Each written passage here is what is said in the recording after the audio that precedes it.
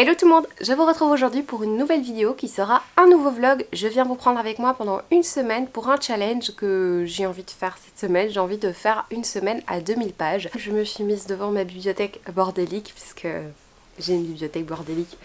En fait c'est une bibliothèque que j'avais bien rangée, hein, qui est en soi je sais plus ou moins ce qu'il y a dans chaque bibliothèque. C'est juste qu'à chaque fois que j'ai un livre que je trouve dans l'appartement, j'en refourgue là ou enfin voilà. Bref, bibliothèque bordélique.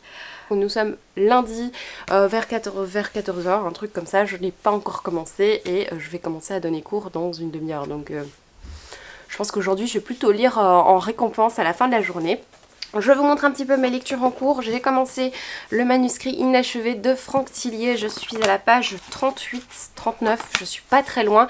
Et je l'ai commencé vraiment il y a quelques jours. Donc je suis dans la phase où j'ai vraiment laissé de côté le livre et je suis plus à fond dedans. Et entre temps j'ai lu La cave aux poupées, donc je parlerai dans un point lecture que j'ai beaucoup aimé. Qui était un livre de poche du coup. Et l'autre livre de poche que j'ai commencé là récemment, c'est La nuit n'est jamais complète de Nico Taquian. Donc ça a été conseillé par Laura de la chaîne Ice Kitty, je pense que c'est le nom de sa chaîne et le nom de son compte Instagram. Elle l'avait fortement conseillé, du coup j'ai fait un peu le mouton et voilà, je l'ai commencé. Et sinon aujourd'hui peut-être que je vais commencer Ces jours qui disparaissent de Timothée Le Boucher. C'est la dernière bande dessinée que j'ai achetée, publiée chez Glénat. Donc voilà le petit programme. Je suis pas certaine de lire cela. Il y aura d'autres livres certainement cette semaine parce que je me suis fait une pile à lire que je vous ai publié sur Instagram. Hello, je vous retrouve un petit peu plus tard. On est toujours lundi, c'est le soir. J'ai fini de donner mes cours et j'ai encore un peu de travail. Mais avant de reprendre un peu de travail et puis enfin de me poser pour lire, je vais ouvrir un colis. J'ai reçu un colis et je crois que c'est Belfond et je n'attends rien de Belfond, donc je suis un peu intriguée. Donc on va ouvrir. À moins que ce soit Bipolar. Oh oui, je crois que oui, c'est le Bipolar que j'ai eu. Voilà, c'est Reine de beauté de Emika Green. C'est une histoire d'une petite jeune fille, reine de beauté, qui est trouvée en cadavre à l'orée des bois. Et donc, je vais reprendre un peu de boulot et surtout, après, je pense, me replonger dans le manuscrit inachevé qui me manque un petit peu. Donc, voilà. Hello, je vous retrouve un petit peu plus tard et même beaucoup trop tard puisque logiquement j'aurais dû vous prendre un petit peu avec moi tous les jours de cette semaine pour cette semaine à 2000, mais il se fait que je n'ai pas énormément lu. J'ai terminé une BD, je me suis rendu compte que j'avais pas forcément la tête à lire et du coup je me suis dit que j'allais peut-être décaler cette semaine à 2000 et la commencer, annuler tout ce que j'avais déjà lu et la commencer un peu plus tard. J'ai quand même lu des petites choses, donc je vais vous en parler. Je vais donc vous parler de ce que j'ai lu, de ce que je suis en train de lire et ce qui est arrivé dans ma bibliothèque récemment. J'ai lu Ces jours qui disparaissent. Ça m'étonne que je vous en ai pas encore parlé, je crois que j'ai eu vraiment la flemme de sortir la caméra. C'est un livre de Timothée Le Boucher, c'est publié chez Glénat. C'est un livre qui raconte l'histoire d'un gars qui se réveille un jour. Et il se réveille en pensant être mardi, mais il se rend compte qu'on est mercredi. Et donc il y a un jour qui s'est effacé de sa mémoire, il ne sait pas ce qu'il a fait ce jour-là.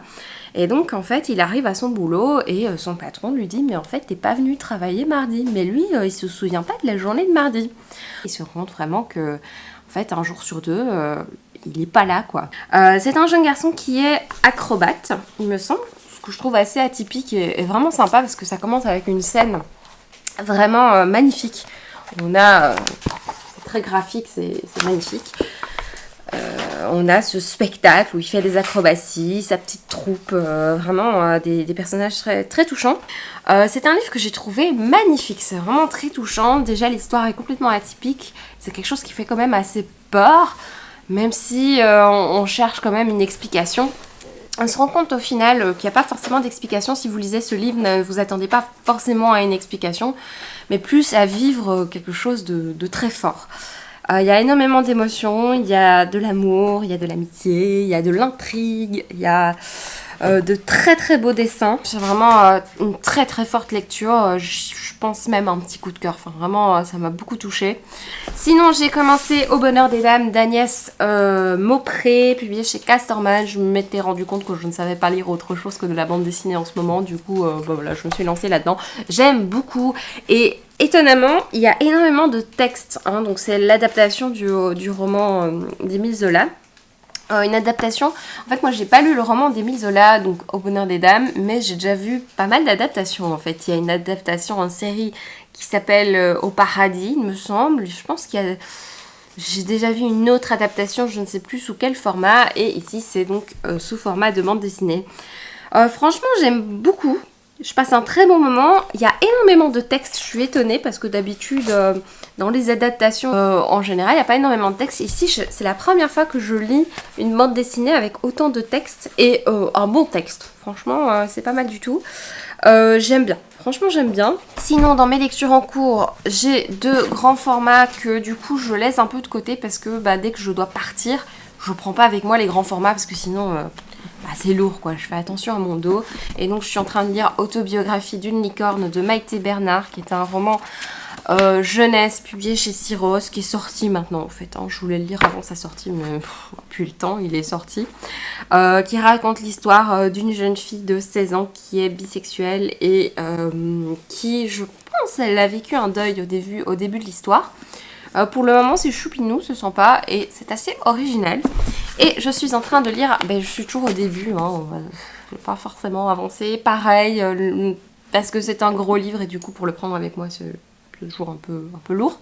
Donc c'est le manuscrit inachevé de Franck Tillier, que j'aime beaucoup, je vois pas rare développer ces Franck Tillier. Sinon, je suis en train de lire un livre de poche, du coup c'est le livre que je prends avec moi quand je prends les transports. Et donc je suis en train de lire La nuit n'est jamais complète de Nico Taquion. Pour le moment, je suis un peu mi-figue, mi-raisin. On est page 45, on est avec un père et sa fille qui vont partir, je ne sais même pas dans quel pays, ils font un voyage en voiture. Et sur la route, ils sont sur une petite route, ils ne peuvent pas continuer la route parce qu'il y a des policiers qui barrent la route en disant plus loin vous pouvez pas aller parce que il y a un trou, je sais pas quoi. Et en fait, donc ce barrage de police les empêche d'aller plus loin, mais ils ne peuvent pas faire demi-tour. Il y a d'autres voitures qui sont confrontées au même problème et donc ils rencontrent les autres conducteurs. On a différents personnages qui n'ont pas l'air tous très sympathiques. Et la police leur dit prenez un verre, une tasse de café, voilà, attendez un peu. Et donc ils boivent ce café et ils passent une nuit entière à dormir et ils se réveillent et leur voiture ne fonctionne plus. Donc tous les gens qui sont là, leur voiture ne fonctionne plus. Les policiers ont disparu et donc ils sont un peu paumés. Donc ils se retrouvent déjà à la page 45, un peu dans un truc un peu... fin du monde presque, puisqu'ils n'ont presque plus à manger, ils ont déjà pris un énorme coup de soleil. On a une jeune fille de 17 ans qui fait des études d'infirmière, ça tombe bien, parce que je suis certaine qu'ils en auront bien besoin. Et c'est vrai qu'on sait à mon avis, il va y avoir pas mal de tensions entre ces personnages, puisque il y a un personnage qui dit à Jimmy, donc notre héros, que sa fille est bonne, et Jimmy, il est un peu mauvaise, je comprends. Et pourquoi est-ce que j'ai un peu du mal ? Je trouve que ces personnages sont très... je les trouve pas très réalistes, c'est peut-être ça. Et autre chose, j'ai un petit peu du mal avec le style. Je sais pas le style que je préfère, je trouve ça un petit peu maladroit. Moi j'ai un peu du mal à rentrer dedans, tout simplement. Et sinon, c'est tout pour les lectures en cours et je vous parle un petit peu des nouveautés, des choses qui sont arrivées dans ma bibliothèque récemment. Donc... il s'agit de Yardam de Aurélie Wallenstein. Je suis très contente parce que le résumé me tente énormément. J'aime beaucoup Aurélie Wallenstein pour ce que j'en ai lu. J'ai lu Le Dieu Oiseau qui était incroyablement glauque et génial. J'ai adoré Le Dieu Oiseau. Et ici, on est à Yardam, qui est une ville ou un pays, je ne sais pas. À Yardam, la folie est sexuellement transmissible. Et donc c'est une sorte d'épidémie, et donc dans l'espoir d'endiguer cette épidémie, la population est mise en quarantaine. Oh, quelle joie. Je sais pas trop ce que ça va donner, il paraît que c'est assez glauque. Dernière acquisition, c'est L'Ananie de Gillian Macmillan, qui est un roman qui me donnait très envie, puisque Gillian Macmillan est quand même assez réputée dans le monde du thriller. On va suivre l'histoire d'une femme qui vient s'installer dans un manoir familial.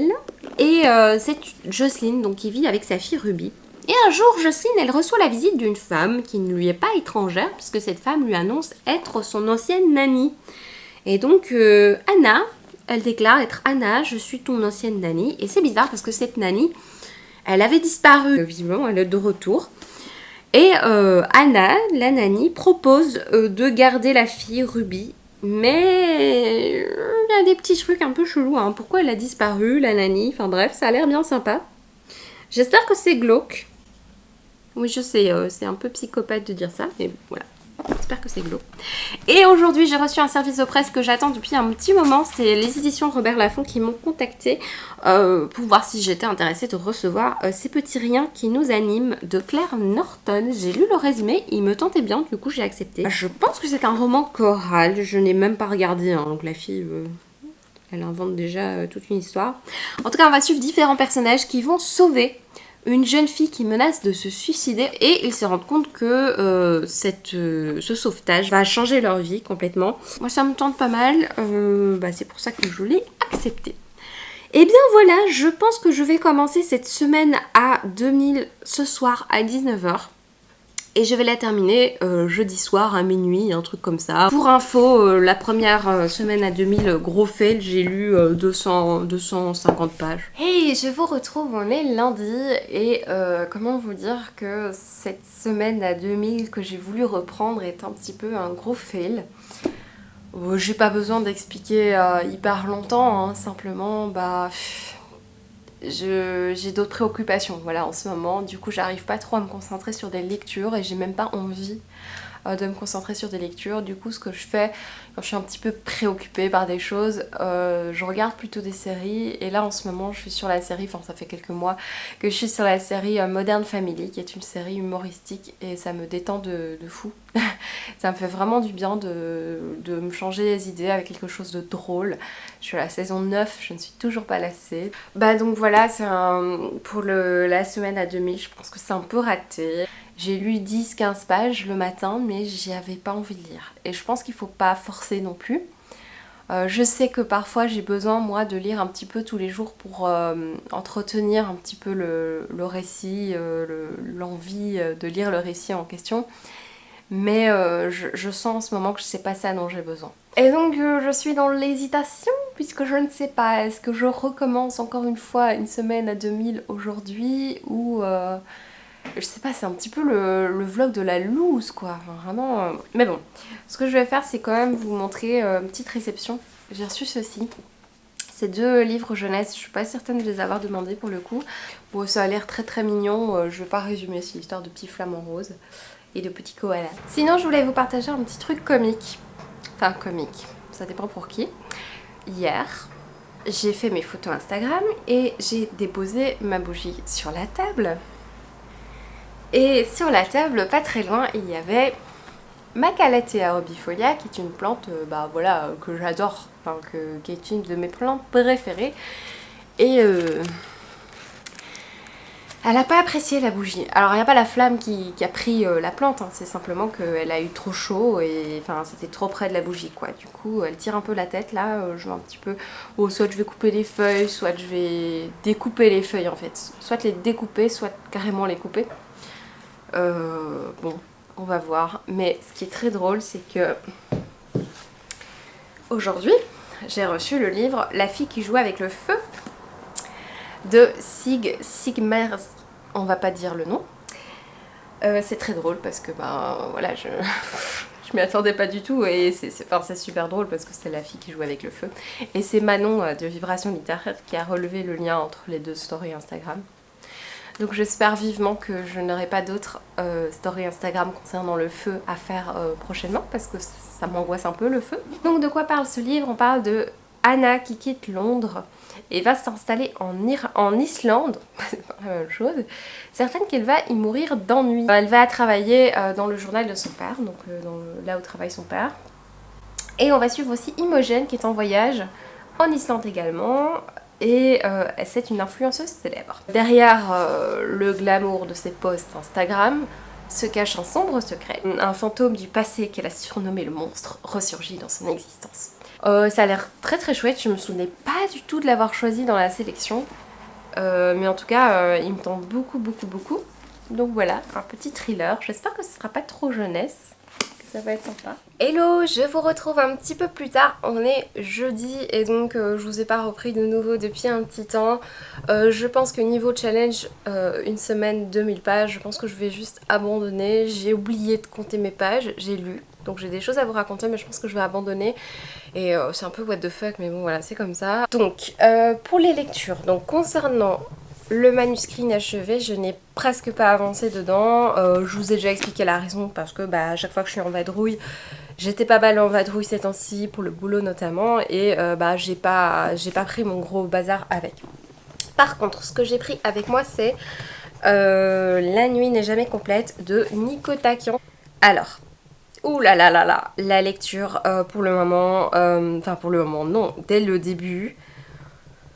Je vous l'ai déjà dit, je pense, hein, mais déjà, je trouve que très très vite, on est dans des remarques du type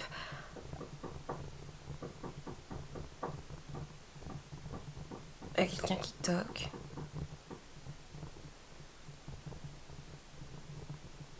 Je dois me taire. C'est trop bizarre, il y a quelqu'un qui toque. L'angoisse. Bon. Donc, il y a quelqu'un qui dit peut-être que c'est sa chambre à coucher, qu'elle veut faire dodo. Non, non, allez. Je trouvais déjà dès le début que les dialogues sont pas du tout crédibles. Les dialogues, les pensées des personnages, je trouve qu'ils sont très vite effrayés, ils sont très vite... Il y a des choses qui vont très très vite. Et je voyais venir un truc mais à 10 km. Et du coup ce que j'ai fait c'est que j'en pouvais plus avec cette lecture. Je souffrais quoi. J'avais plus envie. Donc ce que j'ai fait c'est que j'ai lu jusqu'à la page 70, 80, un truc comme ça. Et puis j'ai lu mais vraiment vertical. Donc je voyais tout ce qui se passait mais je m'attardais pas sur le style parce que franchement j'aimais pas le style quoi. Et donc je suis arrivée à la fin où j'ai lu la fin et je me dis mais non quoi. C'est vraiment un livre... Déjà de base, les personnages, je les aime pas du tout, je les trouve pas du tout crédibles, toutes leurs réactions, tout n'est pas crédible. En plus, on va venir la fin à des kilomètres. Ça a été fait et refait et refait en littérature. Donc voilà, franchement, j'ai eu beaucoup de mal, j'ai vraiment pas du tout aimé le style. Je trouvais pas ça vraiment très très bien écrit. Enfin, je suis désolée d'insister, mais vraiment, j'avais du mal quoi. Voilà, voilà, donc La nuit n'est jamais complète. En fait, je me suis forcée à lire même très vite pour pas abandonner le livre parce que je trouve ça hyper frustrant d'abandonner un livre. Et là, je suis en train de lire Belle de quelque chose qui est dans mon sac de l'autre côté. J'ai la flemme d'aller chercher. Du coup, je mets la couverture là. J'aime beaucoup pour le moment, on est vraiment dans un style très direct. On suit une jeune fille, Valérie, je sais plus comment elle s'appelle, Virginie, non, dont la demi-sœur vient de mourir. Et la demi-sœur, elle avait 14 ans et quand elle était plus jeune, elle faisait des concours de mini-miss. Donc la mère la mettait sur tous les concours et tout. Et en fait, on va suivre cette jeune fille qui a été tuée, donc 5 mois avant son assassinat. Et parce qu'on sait qu'elle a été assassinée et violée notamment. Et on suit en parallèle donc la demi-sœur et celle qui a été tuée. Franchement, j'aime bien ces deux personnages. Alors, je sens qu'elle va m'énerver, la petite fille là qui faisait ses concours de minimisme. Mais pour le moment, j'aime beaucoup. Je suis à la page 60. Alors, je vois des trucs venir, notamment...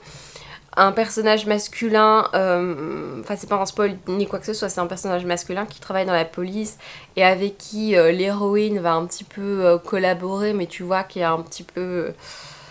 c'est pas très crédible en fait. Il y a juste un truc qui m'a vraiment énervée, c'est que j'ai trouvé une remarque extrêmement grossophobe.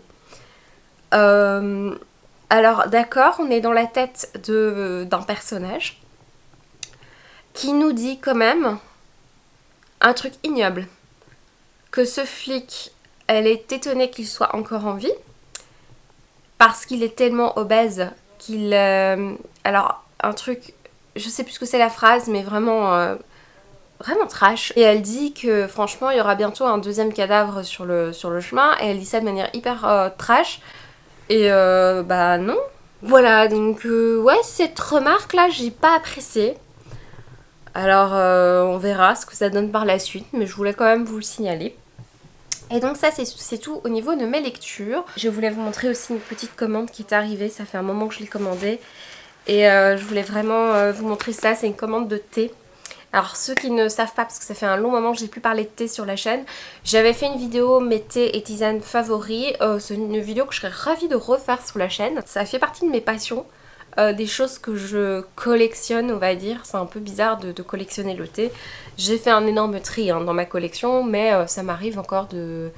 Enfin voilà, j'ai beaucoup de thé, je m'en rends bien compte. Là, je commence à vider pas mal de paquets, c'est pour ça que je me suis permise d'en racheter pour l'été. J'ai pris des 50 grammes, comme ça je goûte cette nouvelle marque que j'avais vraiment envie de tester. J'ai pris pas mal de goût et donc bah, je vous montre ça. J'ai pris Nutty Brownies noix et chocolat, c'est chez Colors & Tea, c'est une marque bio française.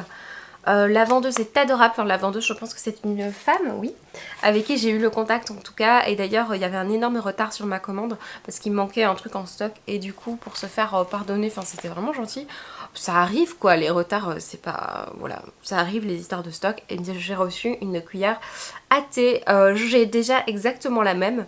Mais c'est parfait parce que quand elle est au lavage, je peux utiliser celle-là, enfin, c'est cool. Donc ici, Nutty Brownies, je vais essayer de faire un...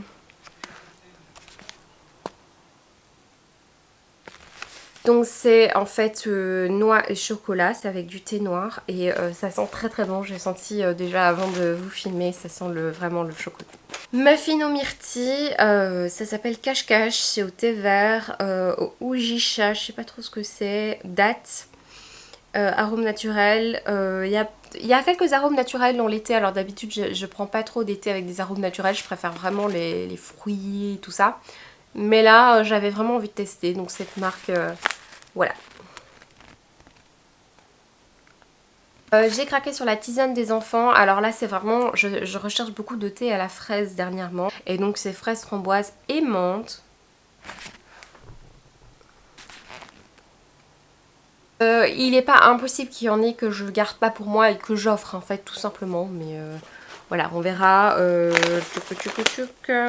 Hocus Pocus, celui-là je l'attendais avec grande impatience, c'est un thé à la citrouille. Alors ça fait partie de mes collections. Enfin collection, j'en ai 3, je vais pas en acheter 10 non plus. Hein, mais les thés à la citrouille c'est un petit peu mon obsession. Voilà, donc Hocus Pocus, donc c'est à la citrouille, la pomme, le gingembre, le fenouil, cannelle. J'espère qu'il n'y a pas trop de cannelle et il y a de l'hibiscus, ça m'effraie un peu, mais bon on verra. J'ai reçu en plus, alors je crois que ce sont des échantillons que j'ai choisis, je me souviens plus comme ça fait un long moment. Ça c'est, je pense que je vais le faire bientôt, c'est une orangeade estivale, orange citron.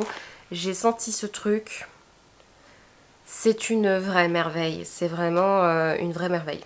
Je peux pas vous dire autrement, c'est vraiment très très bon, ça sent vraiment l'orange et le citron et ça je vais me le faire en glacé. Et ici c'est origami, matcha et suro. Et c'est pas fini, ouais c'est une rose eurasien.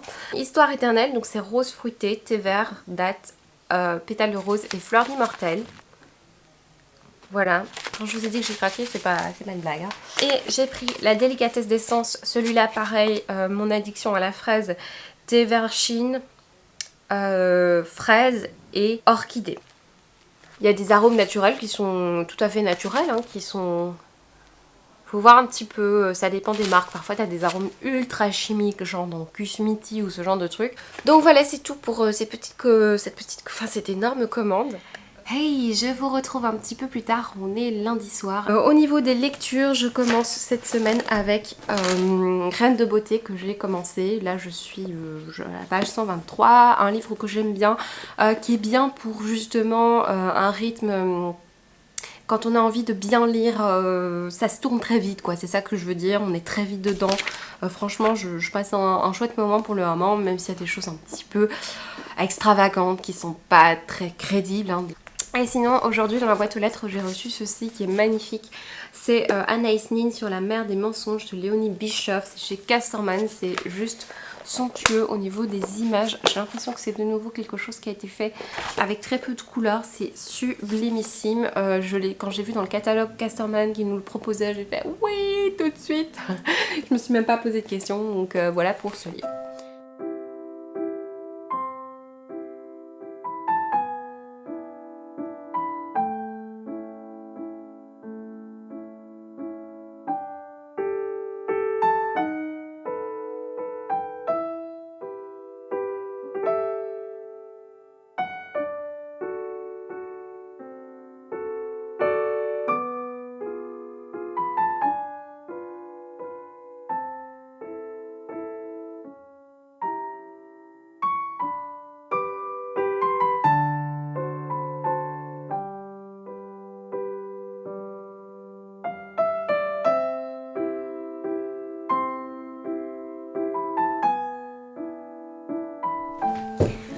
Hello hello, je vous retrouve, nous sommes jeudi, non nous sommes vendredi. La fois passée je vous laissais avec la lecture de Reine de beauté que j'avais commencé, que je pense que j'aimais bien il me semble.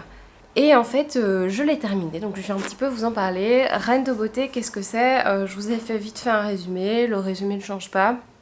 On suit toujours la narration de cette sœur hein, qui a perdu sa demi-sœur, donc qui est décédée au début du roman, et on suit également la sœur qui va se faire assassiner, on sait, à la fin du roman. Alors moi j'ai bien aimé, je sais pas pourquoi, j'étais vraiment dans un moment où ce genre de lecture passait bien. Il y a énormément de facilité, ça se lit assez vite, c'est sans prise de tête au niveau du style. Et je sais qu'à d'autres moments, j'aimerais moins. Mais là, vraiment, je trouve que c'est bien passé. J'avais vraiment envie d'avancer dans la lecture. J'ai aimé certains personnages. Moi, j'ai beaucoup aimé le personnage de Jenny, qui est le personnage, l'héroïne qui est adolescente. Je sais qu'il y en a qui n'ont pas aimé ce personnage. Moi, justement, je l'ai beaucoup aimé. Je dis que je ne sais pas pourquoi, parce que je pense que de manière générale, je n'aime pas toujours ce genre de lecture, il y a toujours des invraisemblances qui me dérangent ici. Même s'il y avait des invraisemblances, j'ai vraiment relativement passé un bon moment. J'ai un bon souvenir de cette lecture, j'ai un peu stressé, enfin voilà, j'ai vraiment ressenti plein de choses. Hein. Je crois que j'avais besoin de quelque chose qui se lise facilement. Je suis un peu perplexe parce que je ne me suis pas reconnue en fait dans la lectrice habituelle que je suis. Je pense que j'avais vraiment besoin de ça, un truc détente. Le but aujourd'hui, c'est de vous parler aussi des livres que j'ai achetés récemment. C'est un petit book haul du coup que je vais vous faire puisque j'ai été plusieurs fois en librairie, à plusieurs occasions. Alors, je suis allée à Namur dans la librairie Furet du Nord avec mon amie Cyrielle. Je te fais de gros bisous si tu passes par là. C'était une journée vraiment extra. Alors j'ai acheté 3 livres. J'avoue, j'ai un petit peu peur parce que c'est pas mon genre de prédilection. Alors vous le savez, je lis un peu de tout, mais ce genre-là, vous savez que c'est pas toujours ma tasse de thé, on va dire. Alors, le premier que j'ai pris s'appelle Triangle amoureux ou pas de Marisa Kander. C'est un roman jeunesse. Je l'ai pris pour plusieurs raisons, parce que c'est une petite romance, mais visiblement quand même pas trop cliché. C'est ce que j'ai entendu, c'est par rapport aux avis que j'ai entendus. Vous avez déjà parlé du fait que j'aime pas trop les romances amoureuses, les triangles amoureux dans les romans, mais comme ça fait quand même un moment où j'ai arrêté de lire des livres avec des romances, eh bien je suis plus trop saoulée par ça puisque je n'en lis plus. Du coup, là, le livre me tentait bien, surtout que l'héroïne, elle est bookstagrammeuse, donc comme moi. Bon, peut-être beaucoup plus connue que moi, à mon avis. C'est pour ça que ça m'intriguait, le côté bookstagram, je vous l'avoue. La raison pour laquelle j'ai craqué aussi, c'est son prix. Je l'ai acheté à 15,70 €, ce qui est très très rare en Belgique. Les livres jeunesse comme ça, souvent c'est quand même à partir de 17, 18, parfois 20 et ça va parfois jusqu'à 25 €. Je me suis procuré La fille sans vent de Éléonore Devipoix, ou un truc comme ça. Ici c'est un livre plutôt fantasy, l'histoire d'une jeune fille de 19 ans qui termine sa formation de mage. Il paraît que c'est très bien écrit, j'en ai entendu parler sur le livre addict de Steph de Piketty. Et alors, le livre que j'ai acheté, j'ai acheté un marque-page. J'ai acheté un marque-page, je l'ai vu, j'ai fait ouh, c'est pour moi. C'est un marque-page cactus, avec que des cactus et des succulentes. Plutôt des cactus. Alors j'ai acheté un livre, alors là, je me suis trouvée devant le rayon romance.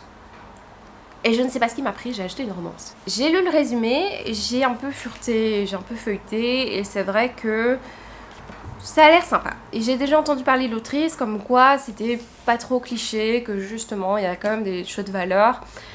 Que surtout, on a un personnage ici qui est féministe. Et du coup je me dis si elle a introduit un personnage féministe, c'est qu'il y connaît quelque chose, enfin j'espère, hein.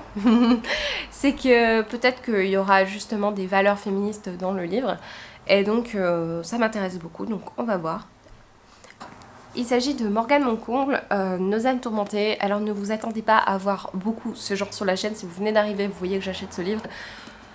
Si exceptionnellement je lis de la romance, c'est pas quelque chose qui risque de revenir souvent. Enfin, on peut jamais dire jamais, hein, mais voilà, ne vous y attendez pas quoi. Je veux dire, si vous vous abonnez, parce que vous voyez que je vais lire ce livre, sachez que la plupart du temps je lis quand même du thriller quoi. Donc Ensuite, je vais vous parler de mon dernier craquage qui était dans la librairie Le Raconteur, qui est pas loin de chez moi. J'avais été pour la première fois il y a pas longtemps du tout, alors que c'est une librairie qui est pas loin de chez moi.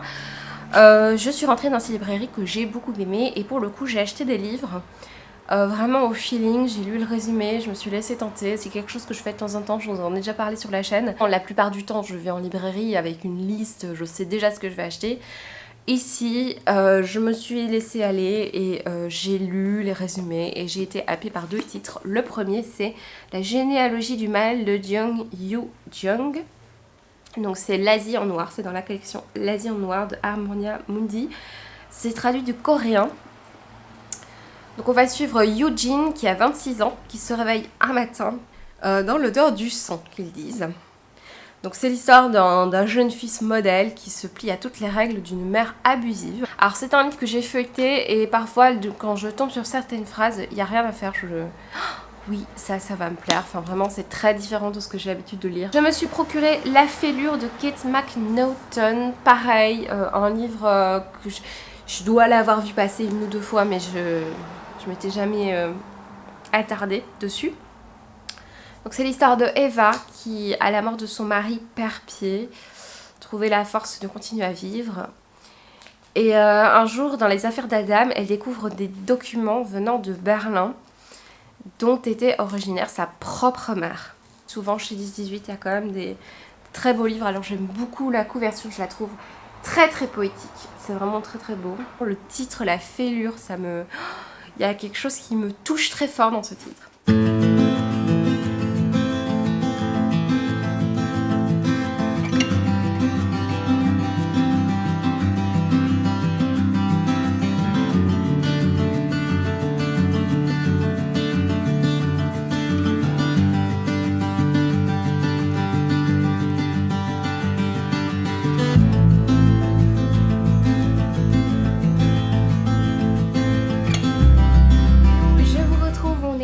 Je crois qu'on s'en fiche un peu quel jour on est puisque je pense qu'il y a 1 mois que j'ai commencé ce vlog de la loose.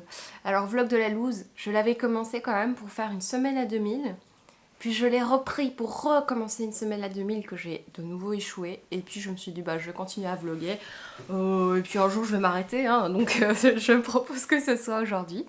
Et donc je vais vous donner un petit peu des nouvelles de mes lectures. Au niveau des lectures, c'est de nouveau un petit peu chaotique, ça avait repris, vous l'avez vu, j'ai fait un point lecture notamment, mais c'est de nouveau un petit peu chaotique.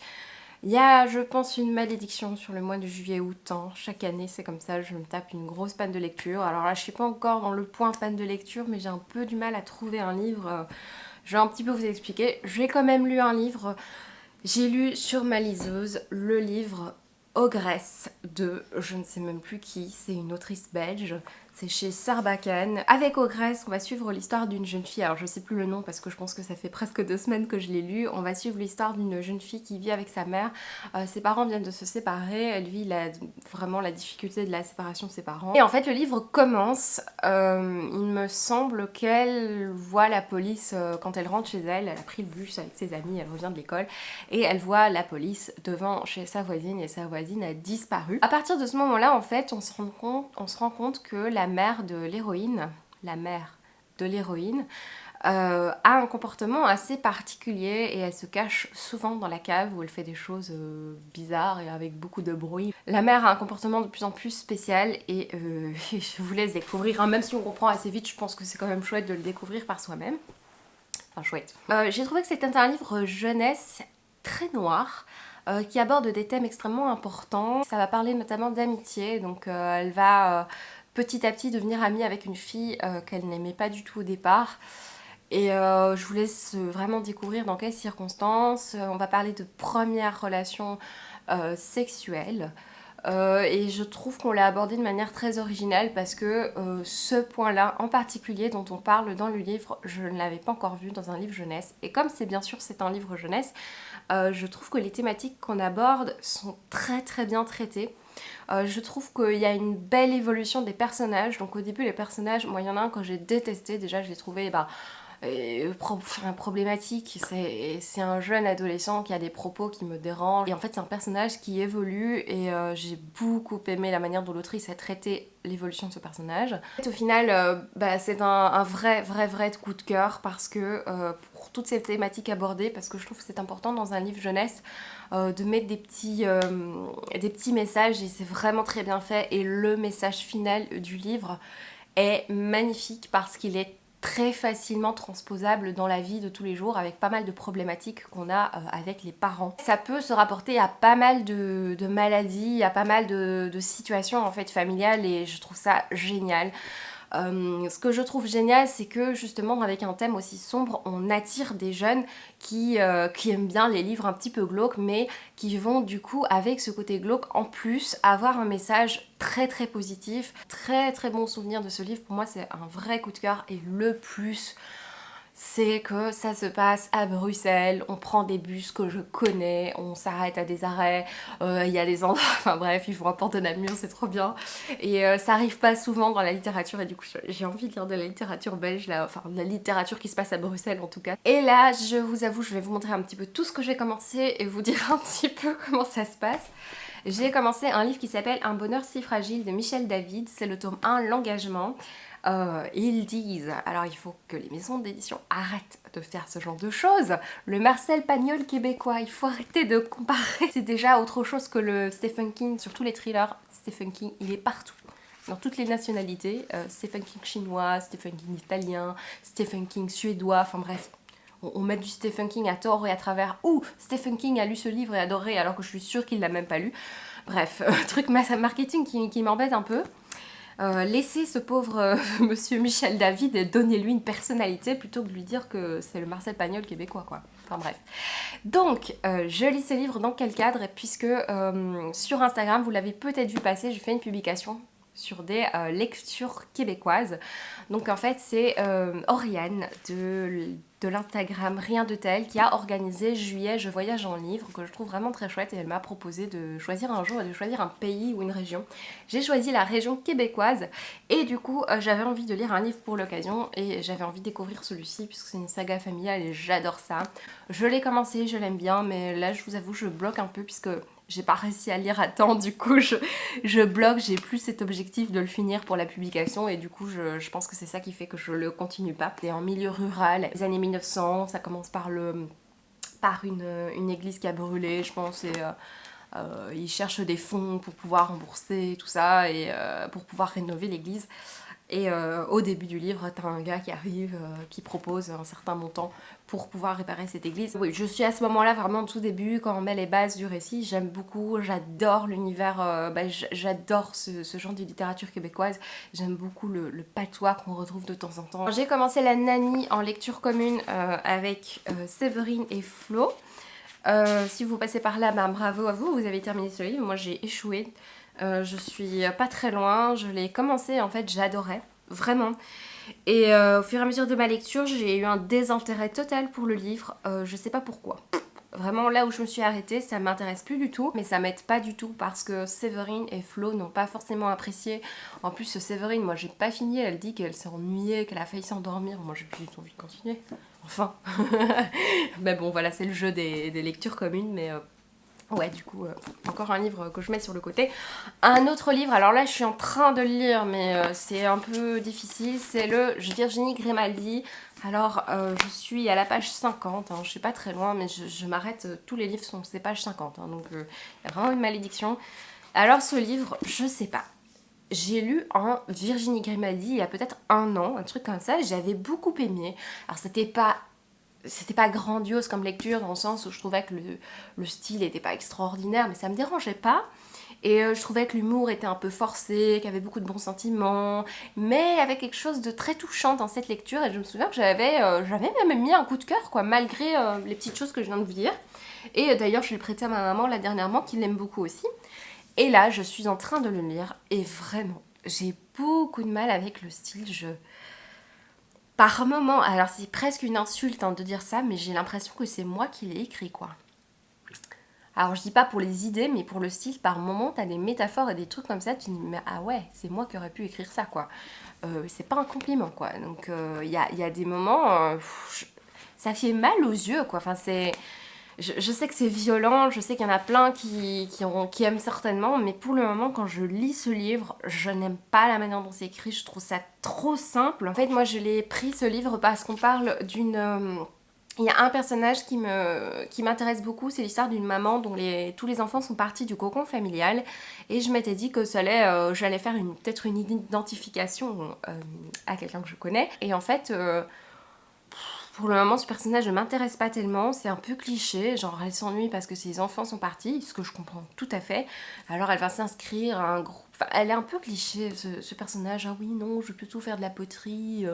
Enfin, des réflexions vraiment clichés. C'est très bien la poterie, c'est pas ça. Mais le personnage, je trouve qu'il a des réflexions vraiment clichés. Alors on lui dit, mais non, on va faire de la danse africaine. Et pour le moment, je trouve ça un petit peu lourd. Et en plus, l'autre personnage qu'on suit, c'est Lily, qui vient d'accoucher, qui a donné naissance à une petite fille qui est, je pense, prématurée. Comme ça fait des semaines que je l'ai commencé, ben je vous avoue que j'ai un peu zappé. Je pense que c'est un enfant prématuré, du coup, elle a besoin d'assistance vraiment...